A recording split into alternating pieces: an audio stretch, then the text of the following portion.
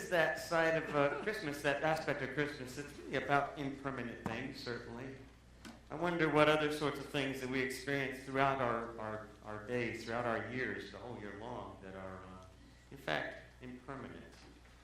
And what does it mean to cling to perhaps permanence or more permanent things? I thought I would tell a couple of, at least one Christmas story about my family. My family makes good illustrations for humor, and they love it when I talk about them.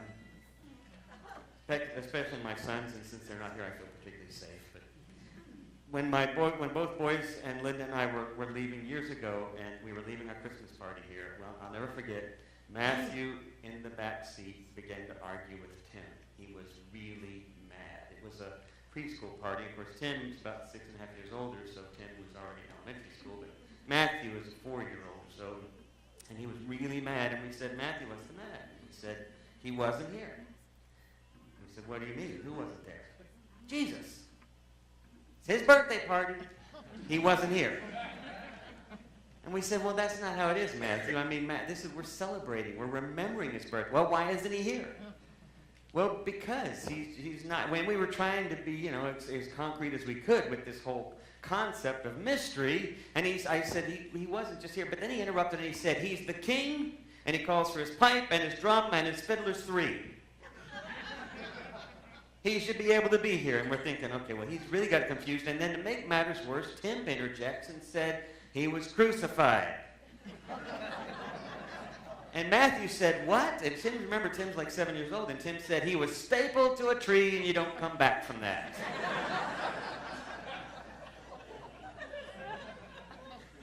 Maybe you'll have a little sympathy for us.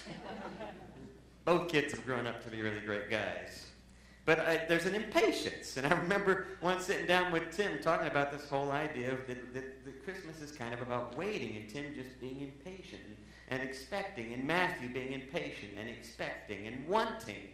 And we once said to Tim, tried to just, explain to him what the difference was between a pessimist and an optimist. And we went to this long explanation that Linda was getting into great detail with.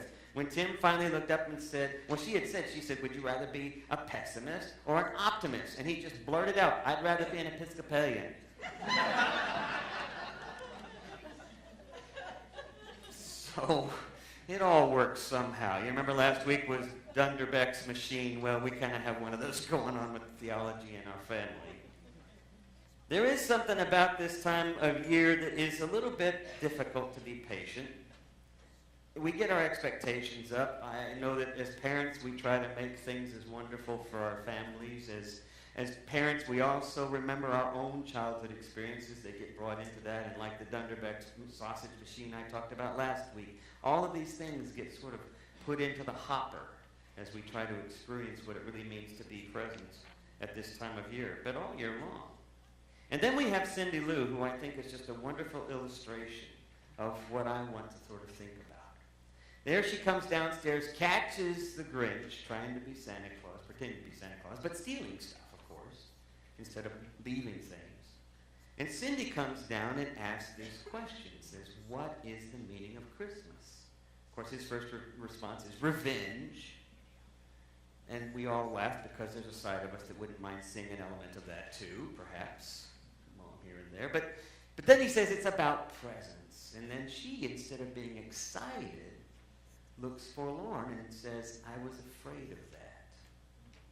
What an interesting response that just would fly right past most of us. I was afraid of that. And then as she's walking back up the stairs, she says something else surprising to him. She says, don't forget Grinch. The Grinch. Oh yeah, he's all crusty and he's kind of grumpy and he's slimy and stinky and kind of strange, but he's sweet, she says. And then she accuses him of being, he accuses her, well, she's gone, but he says, bad judge of character. I would like to maybe suggest that what Dr. Seuss doesn't say, but certainly hints at throughout his story, and what we see here is that in fact, he's the perfect character. He's what we all need. I think there's a Buddhist saying that I think we all could use a little bit and pay attention to. It's an old Zen saying. Imagine that every person in the world Every person we encounter is enlightened except for you. Everyone else is, except for you. Every person is your teacher, each one doing just the right thing to help you learn perfect patience, perfect wisdom, perfect compassion.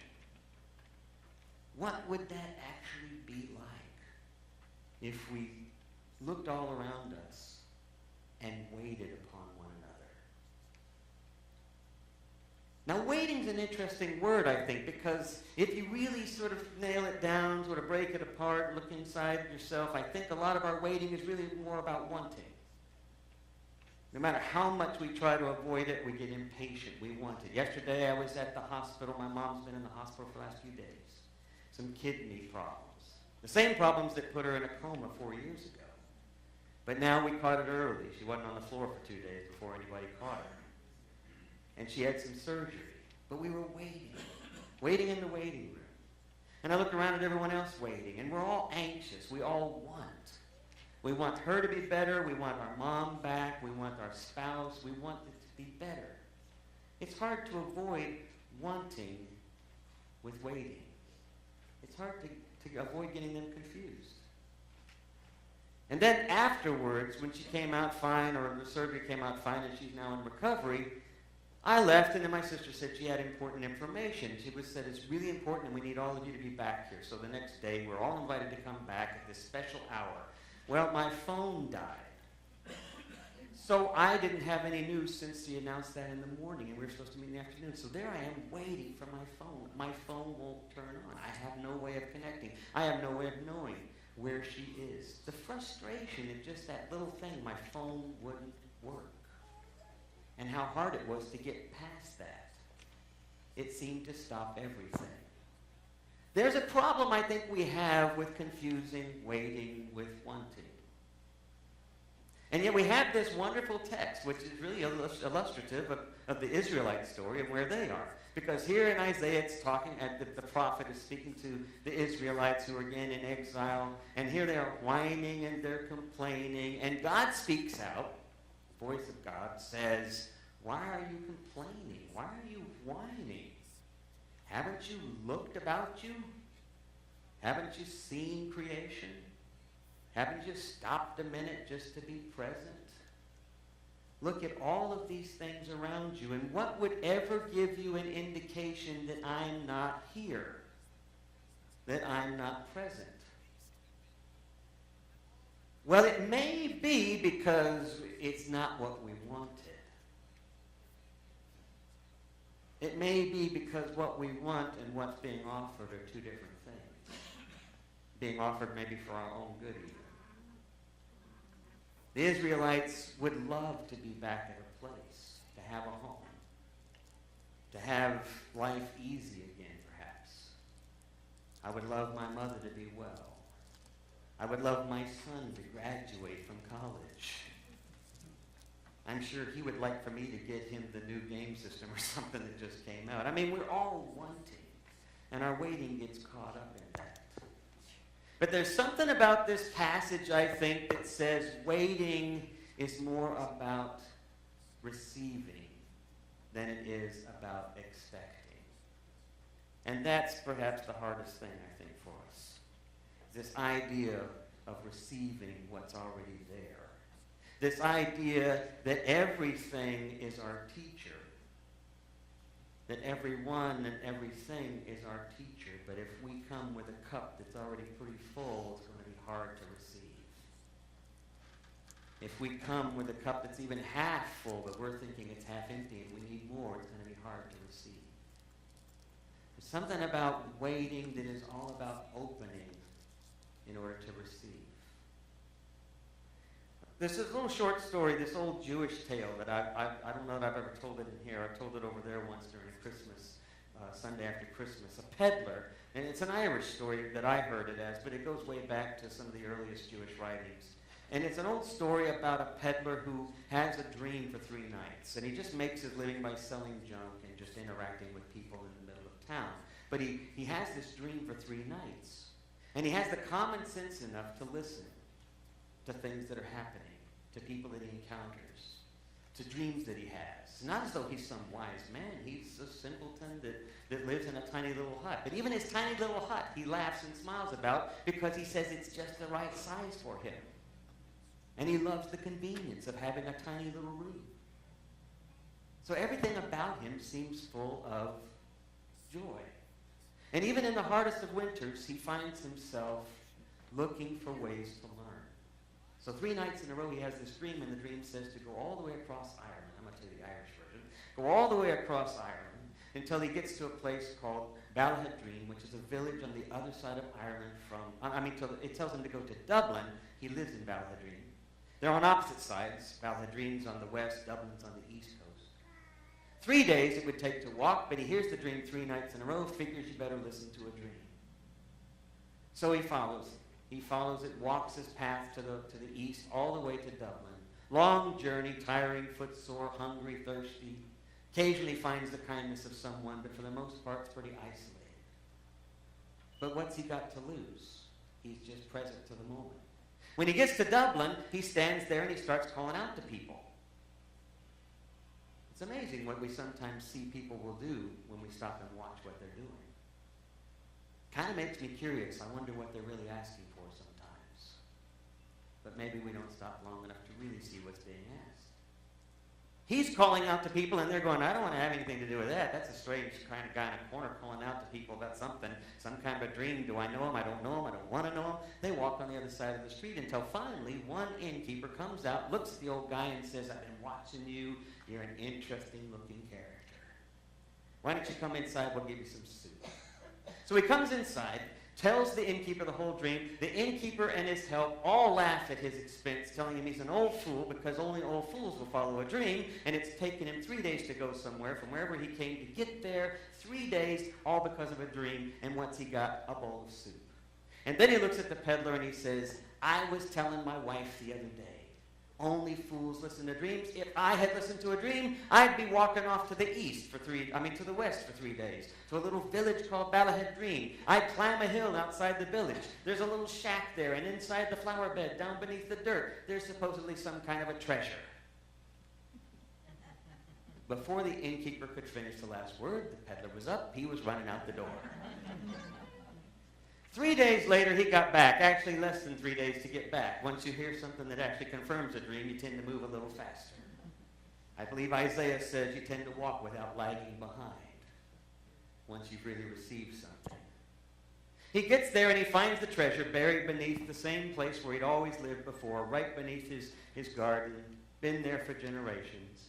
The old story says that he took the treasure, and some say that he had a wonderful life for the rest of his life. But the Irish version is interesting. It says no one knows what was in the box. All they know is that now there was a new place at the edge of Ballahadreen that was an inn for people who traveled this way and that to always have a place no matter what. And there was always food. And the old man, the old peddler, stayed in the same cabin the rest of his days because it was convenient. I grew up in an abusive family. My father was an amazing individual, but not a great father. All of us have had experiences where our lives are caught up in some form of darkness and challenge. Whether it's a sibling that we kind of hold a resentment toward, whether it's a coworker, we all have these things. It's hard to get around them, people that frustrate us, all the way to people that we feel have wronged us. It's difficult to wait upon those things. My father, bless his soul, for all of his life, was always distant. And as a child, when I was a child, as a young parent, he was abusive. My parents separated when I was young. We moved to Fort Worth. But years and years later, when I'm raising my own son, our older son went through a number of challenges and some pretty hard times. I won't go into details, but it was difficult. And I remember the few times that I would talk to my father, because our relationship remained somewhat estranged except for a yearly encounter. Early on, as I tried to encounter with my father, I would always try to get him to do what every child wants their parent to do. I would beg in all of my behavior and all of my longing and all of my attitude and all of my presence. It was begging for affirmation, for attention, for what any of us seek in our relationships. But of course, it was never there. As a young adult, I began to realize I'd been going about this all wrong. Now, it may have been because of some classes in college. I don't know why I suddenly decided to listen in this direction, but I simply decided to let go of that. My father wasn't capable of loving. So I would just visit him. I would travel once a year, twice a year, spend a little time just to be present, listen, celebrate or talk about whatever he was doing, and then leave. And then years later, as I started going through some challenges with my own son, raising him and dealing with what he was dealing with, my father would call every now and then. And I'm not sure if he meant to be helpful or not, but he responded out of the only way he knew how. And he said, if I were you, I would kick him out. I would disconnect with him before he drains every ounce of life and money out of you because of the things he was going through. And I smiled and I just said, well, we're just going to do things differently. But that was how he kept responding to that way. And I continued to visit him from time to time. I don't know how hard it is for you sometimes when you're in a relationship, as it was for me, to want instead of wait. Now, of course, I'm not talking about sticking around in an abusive relationship. I would never suggest something like that. But even from a place of observation, even from a place of distance, this idea that everything is a teacher, that everyone is a teacher, this idea still haunts me and makes me wonder. The year before my father died, my son had been in some rehab and had been coming back home, and everything had sort of come back around. And if you see my son now years later, he's a great kid, and we have a granddaughter and a great, wonderful daughter-in-law. And he's still as quirky as ever, and he'll do some bizarre things that embarrass the heck out of us on Facebook. But we celebrate them with pride. My father called up a few months before he died, and he said, so your son, so Tim's back. And I said, yeah, we're pretty excited. And then he echoed what he'd said before because that's all he knew. And he said, if I were you, I would have thrown him out and discarded him and abandoned him the way he had you. And I thought, I don't know exactly where it is that narrative became his narrative. But it wasn't ours. And I said, well, thanks, Dad, but we're good. And then he said, what I'm trying to say to you is, I guess I'm proud of you. And I said, thank you. And I remember hanging up on the phone and going to Linda and to tell her, because it was the first time in my life, in spite of all of my graduate study, in spite of everything, my father had said he was proud of me, and I took it for what it was. But I told my wife, I told Linda, I said, you know, it was something I was completely, what I had just given up on wanting. I did not want it at all. And it was far beyond anything I ever expected. I think that's the challenge for us. That's what I think God invites us to do. I think that is what the light comes into our lives to offer. There's a chance to be present with one another. To be present in the darkness, waiting in a way that is actively open to what we might learn or hear or see and relate to without the wanting. And perhaps in that process, I believe Jesus once said, when we learn to lose ourselves, we will actually begin to find something far beyond what we expected.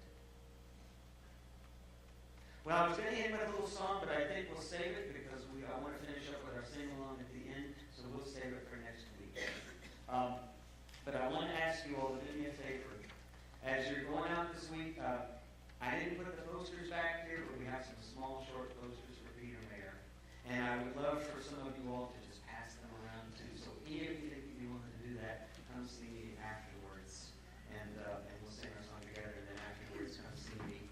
And we'll do, I'll hand those out there. I've got to go to the office together. We need some street emissaries out there also to promote this. The one thing I will tell you, though, that I wanted to share with you, that I will share because we didn't get to sing the song, but I do want to share it. It's a powerful song. Peter Mayer's lyrics. Maybe I'll just read the lyrics. Hope you don't mind me doing that. This is a wonderful song that is called Christmas Morning. Peter Mayer says, there could be a handsome blonde beneath the tree, a Harry Potter wand, or little strips to help you quit your snoring. An anti-aging cream, a healthy self-esteem waiting for you on Christmas morning. Then again, in light of life's uncertainties, you may not find a single one of these. But guaranteed underneath that tree will be a brand new day begun. The one who loves you, the turning earth, and a great big shining sun. You can bring your list to Santa on your knees. All he's going to say is, we will see. But when you wake and see the day, and on earth you read your name and cut the gold ribbons all around it, you still might be surprised. You might even realize that, in fact, you got everything you wanted. Let's stand and sing together.